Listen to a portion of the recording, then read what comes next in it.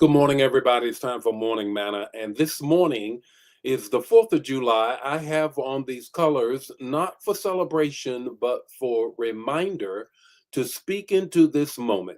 Because as you always know, I'm always going to speak into the current context of which we live, that we might be able to be empowered to know what God has for us. You already know that. You already know that.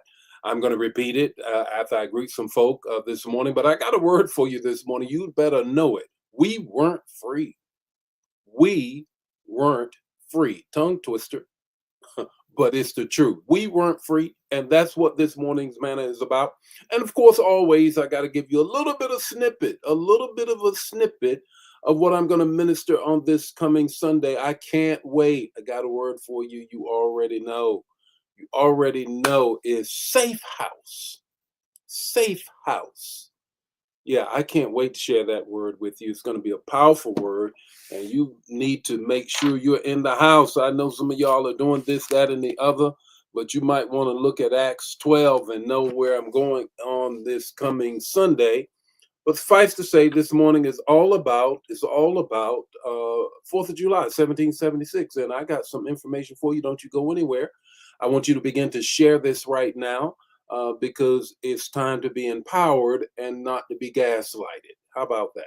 It's time to be empowered and not be gaslighted. So let's good morning. Say good morning to some couple of people. Lenora, how are you? Ella, how are you? Ramona, number 3, how are you? Good morning. Gerald, how are you? Brenda, how are you on this morning? Thank you for volunteering, you and Ramona. I really appreciate that you all are doing. Good morning, Deacon Joe. How are you?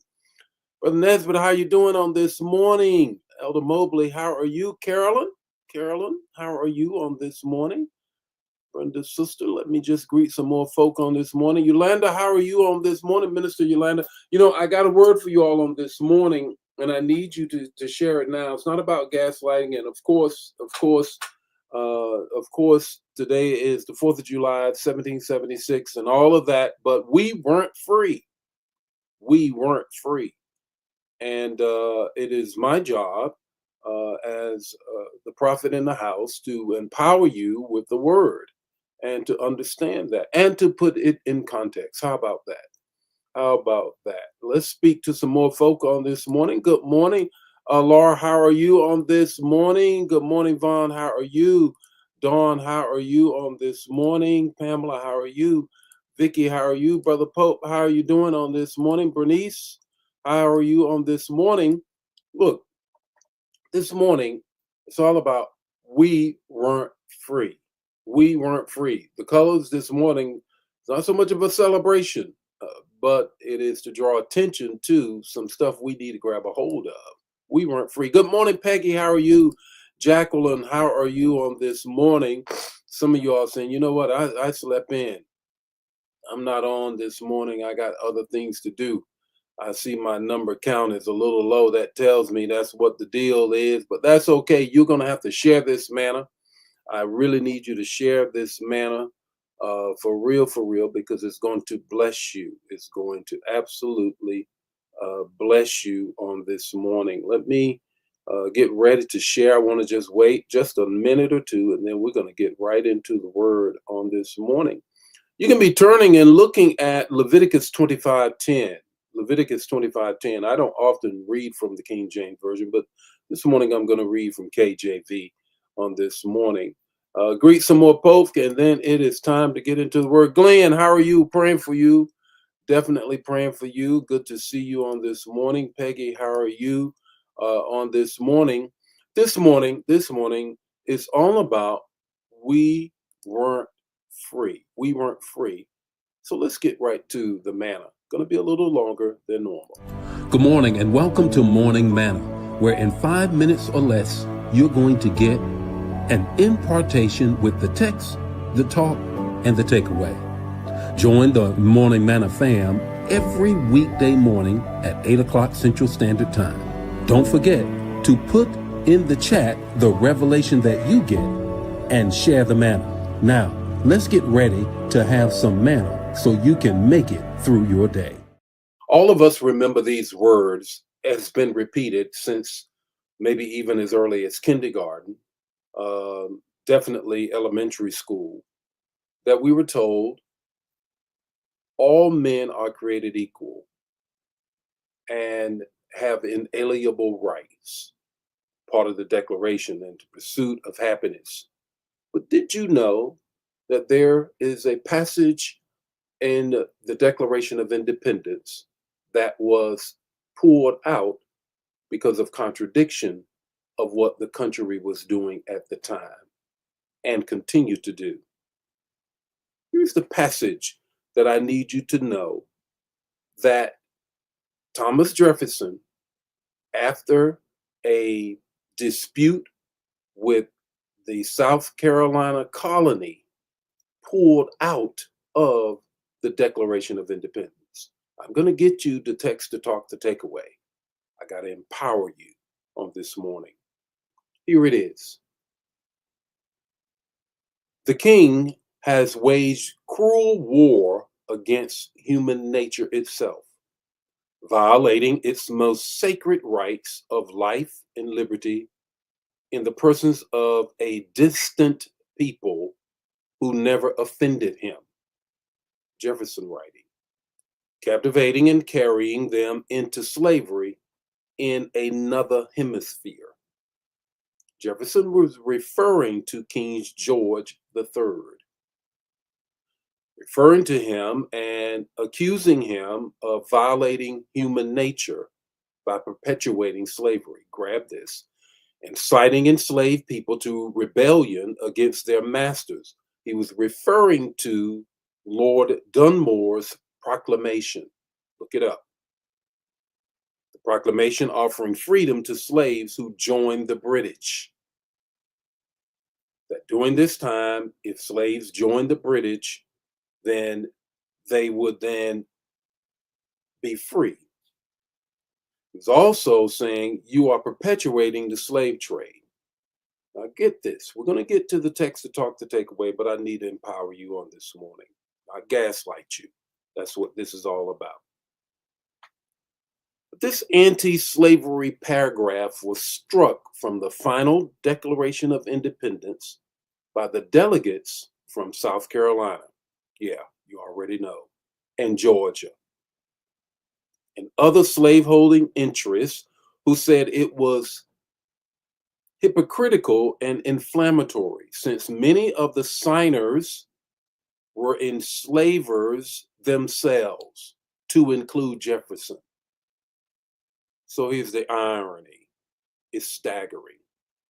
The Declaration and the document that proclaims all men are created equal originally admitted its own contradiction, but the truth was deleted to maintain unity in the colonies and to keep us in bondage.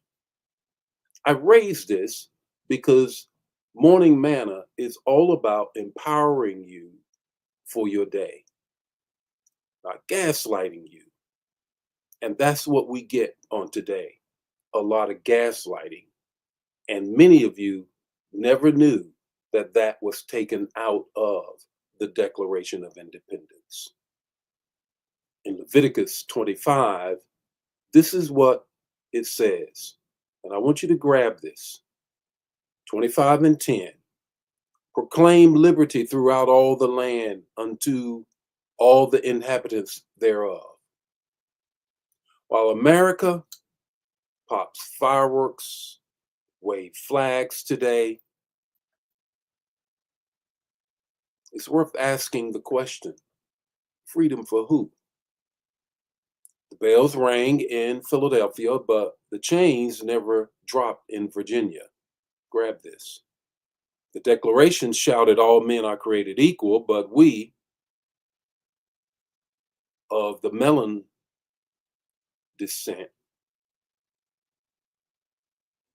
we weren't seen that way. Stolen, shackled, and sold. We weren't included in the we. So let's be clear. Thomas Jefferson penned those words more than 500,000 African people at that time were enslaved. And later, over the whole history of enslavement, upwards of 10 million through birth and chattel over the Middle Passage. You see, our foremothers and fathers, and our foremothers in particular, were birthing children they didn't own. Our forefathers were fighting wars that they didn't benefit from. So while the nation celebrates its birth today, we must remember our bondage because we weren't free in 1776. We were property.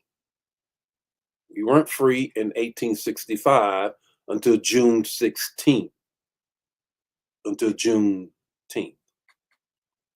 And even today, for many, liberty is not the same from neighborhood to neighborhood, from suburbs to city to rural area in this country. But here is what the word says, and here is the gospel. Here is the good news. Leviticus 25:10 says, all inhabitants are free. God commanded liberty throughout the land in the text, not for a few, but for all inhabitants. That's not selective freedom, that's sacred freedom. So today, I resist, and I wore this to bring attention to the romanticizing of July the 4th and the romanticizing of the birth of this nation. When I think of the birth of the nation, I think of the movie, the first full screen movie, Birth of the Nation, shown in the White House at first. There's three things I want you to get today, and I need you to share this, and I need you to put it in the chat area as well. Grab this. Remember the reality. Number one, July 4th, 1776 didn't include us. It didn't. Project 1619 reminds us we were building a country that didn't recognize our humanity. Number two, resist revisionist history.